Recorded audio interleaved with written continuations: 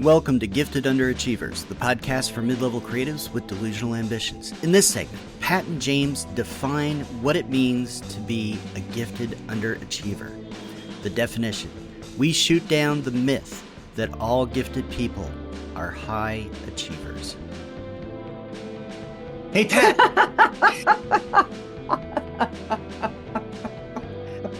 See, I've got you laughing and I haven't even said anything. If we were in the same room, I'd be tickling you right now. Okay. Okay. You brought up a question shortly before I hit the counter, which launched the recording piece here. What is the gifted underachiever? What do we mean by this? Yeah, what do we mean by this? We mean that we kind of suck at everything? Well, do we mean that? No. Okay. So what do you think we mean? Well, we joke around a lot where we say we're living up to our underachieverness because, we're late with an episode. It's a great cop-out, yeah. We've done something that's not living up to the standard that we would otherwise like to live up to, right? Yeah. But the term gifted is in there. And so I don't interpret it necessarily at all times to mean that we're really, really good at underperforming. No. And I think, the other piece of our title is, for mid-level creatives. And everything that we talk about and want to do is help ourselves and other people who are listening move up a rung or two or three and get better at what we do.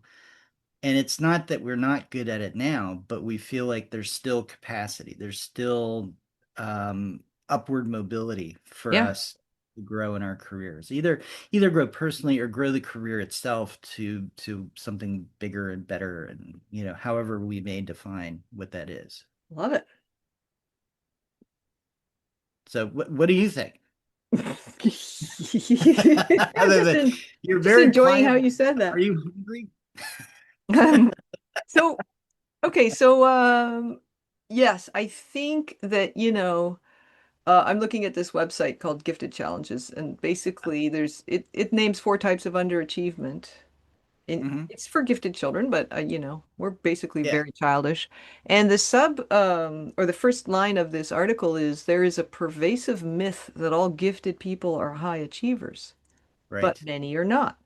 And then they talk about how underachievement sort of can develop and so on, and what's the criteria for defining underachievement. So they've got 3 criteria. It's very basic, just to start. They say it doesn't convey the complexity and diversity of gifted underachievers. I love that. We're very complex, not to mention diverse. Yeah. I mean, even my legs are 2 different lengths. So if that ain't diverse, I don't know what is. I know. I've got, polydactyl here. Diversity of fingers. So the 3 criteria are: a discrepancy between ability and achievement, must have persisted for at least a year, not due to a physical, mental, or learning disability. And I think they have a. I'll just list off what the types, the categories of underachievement. They've got involuntary underachievers, people who would like to succeed but are trapped in situations that are underfunded, poorly staffed, or unable to meet their needs. They're talking about schools. Classic underachiever, they underperform in all areas of study because they have given up on what they're doing and on themselves. There can be depression, boredom, etc., anger, apathy, rebelliousness, withdrawal. Third type, selective underperformers. They are active consumers choosing to excel only in areas that interest them. Otherwise, they exert little effort. And then there's the 4th one, is underachievers under the radar, who are sometimes mistaken for high achievers. They can coast through, say, school or whatever they're doing, say a government job, if I want to get weird about it. They might receive, plaudits or average to high grades, but they fail to reach their potential. Given their performance, their lack of effort often goes unrecognized, and they rarely challenge themselves. So I'll tell you what I don't think we fit. I don't think we fit that last one because we are always challenging ourselves. Yeah. I think we Yeah. might have a whiff of the selective underperformers because we re do what we're into for, and Hmm. so that means what we're into is actually quite difficult to do. So, Yeah. it's if we were doing if we were operating the way we operate in our small businesses, if we were doing that in say a corporate environment, we'd probably have better pay. Then I don't know that we're classic underachievers because I haven't given up on anything, and neither have you. And Yeah. are we involuntary? Are we subject to circumstances that, that we're unaware of what Yeah. might be available? Do we need more enrichment? Blah, blah, blah. Yeah, I mean, I would say so this last one, the involuntary one, being under resourced. I think everybody could claim, oh, if I had more, right? Yeah. And I want to separate this from the education discussion, which is what this website is really Yes, talking about, totally. because there Yeah. is very true thing about, there certainly in the US, there are a lot of schools that don't have the resources for students to succeed. Yeah. But I feel like even though, yeah, I would love more resources to be able to free up time to create more capacity, blah, blah, blah, blah, blah. I wouldn't claim that I'm under-resourced. No, Uh, okay. Yeah, me neither. Yeah. yeah, so I think that the two classic and selective, Yeah. um, might fit. And I think too, there's another thing that we mean by this is that the world has not yet recognized our brilliance or the brilliance of us gifted mid-level underachievers. Like in Uh, general, or you and me? yeah, we've not yet been noticed. Ah, Because I think, and I'm not talking about you and I specifically, I'm talking about our zone of creatives who are where we are because we have the skills that have gotten us over the threshold. mm-hmm. Mm-hmm. And we have the capacity to do great work. Um, and we do great work. And so it's really more just if in this one aspect of underachieving, it's we haven't figured out that way yet to kind of get out front, if Okay, that well, makes that's an interesting way to look at it. I think I think of really it's nobody's job to notice me. It's my job to notice myself, right? And get right. myself out Right. front. So, Yeah. however, I think that there is some um validity to the under the radar aspect. So, gifted and failing to reach potential. And this to me is because I have this issue in that I don't want any fuck to tell me what to do. So I have this sort of defiance disorder. And I'm amazed that anybody pays me to read books at all. So it's like Yeah. I've got this nexus, and that's just my creative adjacent job. I mean, I'm fully aware that nobody's ever going to pay me to write a book except by accident. So I'm just kidding. But I'll pay myself to write a book. If like I Yeah. write nonfiction that I just put out myself because, it's too niche to really get a book deal Mhm. with, and it's such a weird landscape. However, these are my, I guess, errors of thought, right? What are they? What would you call that? Limited thinking.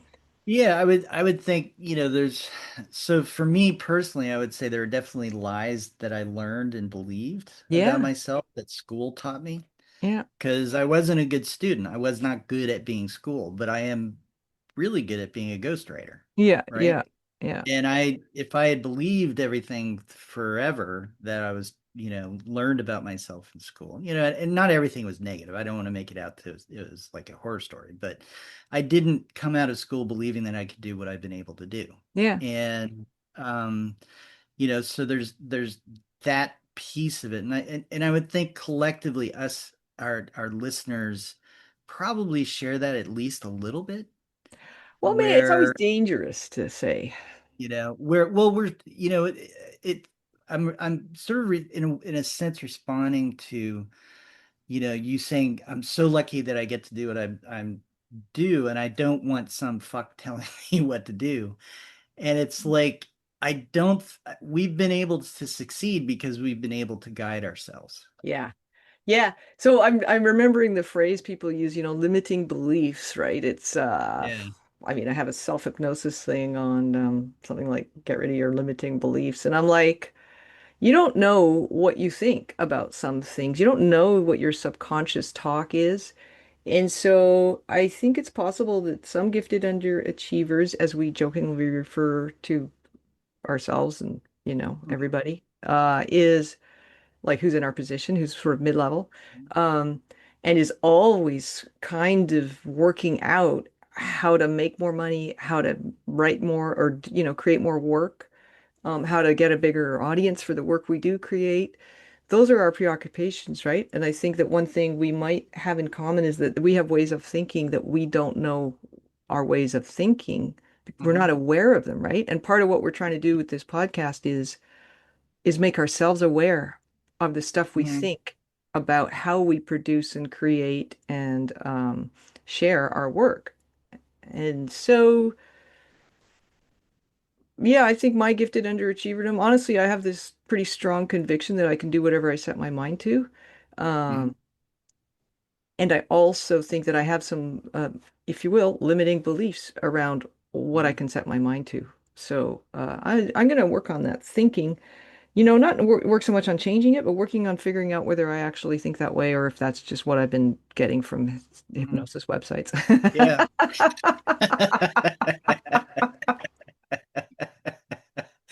Yeah, no, I like that. I think that's a great way to sum up our podcast, which is it's about gaining perspective on ourselves. It's, one learning, like, what do Yeah, we have to share? What do other people have to share?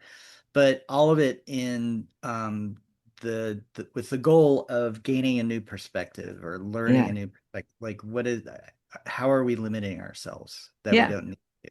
That's Um, okay. I like that you agree because I always like it when people agree with me. But the other, yeah, this is coming out on our, it's basically our 100th week. So we're calling each weeks of content an episode, and each episode has from 1 to 3 segments. So we've produced astonishing amount yeah. I'm gonna of double that. thinking, you know, Astonishing times two. right? Because remember when we were looking at, some early podcasts sort of to get a sense of what's out there and model ourselves, and like we would Yeah, find one, the description would be like so promising, like, oh, yeah, this is right up our alley. And then we'd go and we'd look at it and there'd be like 5 episodes from two yeah, years ago, and then it disappeared. yeah. Or they did an episode like one week, but then skipped 3 weeks, but then did one, and and there was, if we've been achievers, gifted Hmm. achievers in anything, it's putting out our mouths speaking Right. in 3 different segments once a week. Yeah. So Yeah, I think we can pat ourselves on the back for that. After yeah. at our 100th episode, which is probably like our, maybe 200 and something segment, I still remember looking at this one podcast. I loved it. I loved the title. I can't remember anything about it now, but the guy had a theme song. Like it actually was a purposely and professionally produced theme song and one episode. Right. And we both went, well, let's not do that. Yeah. So anyway, not to make this a self-congratulatory thing, but I think we are trying to figure out something that a lot of other people are trying to figure out, and the number of ways you can look at it Mhm. seem to be fairly endless, and so that's good. Yeah. Yeah, it's not such a bad thing to be a gifted underachiever. And it's, I think the nature of the beast to, constantly be trying and working and, you know, building and learning more and all that kind of stuff. Yeah, yeah, I just want to leave with a final thought. I think we should question the premise all the time. We use gifted Mm. underachiever jokingly a lot of the time, and we use it as a cop out if we fuck up and put an episode out a day late or whatever. But I think we got to question the premise. Are we actually underachievers? Because if you look at the number of books you've written and the number I've worked on and just the general flow of our shit, I don't believe that we're actually underachieving. I think we're doing okay. Yeah. No, I agree, and I think that's our self-judgment, right? Yeah. Is we feel like we've done well, but we can do better. Yeah, totally. And you know what? That's not a bad place to be in. No, no, that's all right. I'm content. Thanks for listening to Gifted Underachievers, the podcast for mid-level creatives with delusional ambitions. We'd love to hear if our definition of gifted underachievers describes you as well, or not. We'd also love to hear how we're doing, so please leave a comment, join our chat page, or send us an email at giftedunderachievers@substack.com. You can find us on Spotify, Apple Podcasts, and anywhere else you like to download your podcasts. And as always, please hit the share and or subscribe button. It really does help. The algorithm is always watching. And have an awesome day.